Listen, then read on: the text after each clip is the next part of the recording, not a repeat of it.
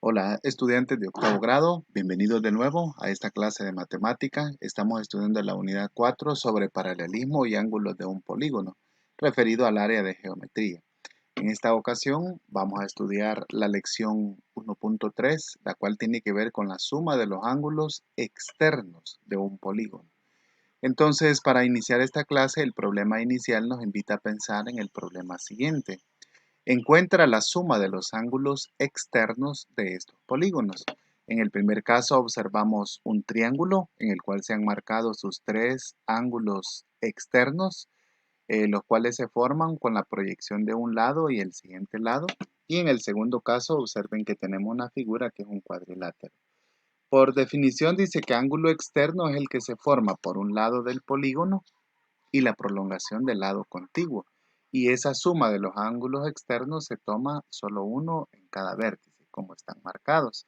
Entonces, ustedes pueden pensar en la solución y hacer algún planteamiento. Mientras tanto, vamos a hacer la revisión nosotros de la solución que el libro nos propone. En primer lugar, si tenemos este triángulo, observemos que en color azul están marcados los ángulos externos y en color rojo están marcados los ángulos internos de este triángulo. Pero pasa algo curioso, que la suma de un ángulo externo más la suma de un ángulo interno equivalen a media rotación, es decir, a 180 grados. Entonces podríamos hacer, aprovechando este detalle, el siguiente planteamiento. Si tenemos tres semirrotaciones que se forman con ángulos, entonces podríamos plantear 180 multiplicado por 3.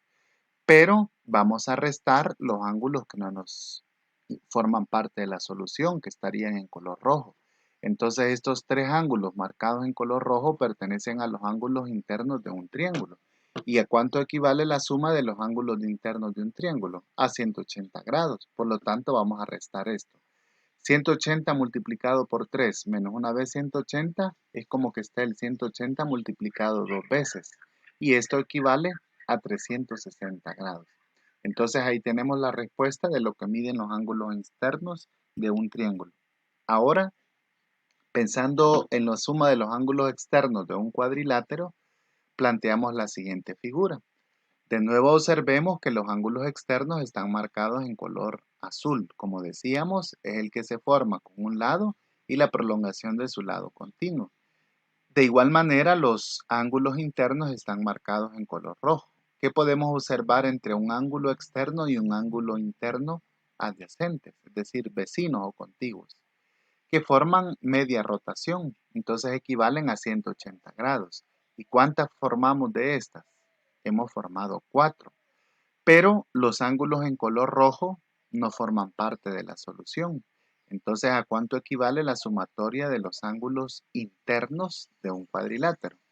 A 360, correcto. Por eso vamos a hacer el siguiente planteamiento. 180 multiplicado por 4 sería esta semirrotación más esta, más esta, más esta. Y vamos a restar los ángulos internos del cuadrilátero que no forman parte de la solución, 360. Esto lo podemos escribir como 180 multiplicado por 4 menos 180 multiplicado por 2. Y equivalen a solamente multiplicar el 180 dos veces, porque 4 menos 2 es 2. Y esto nos lleva a la respuesta de 360 grados.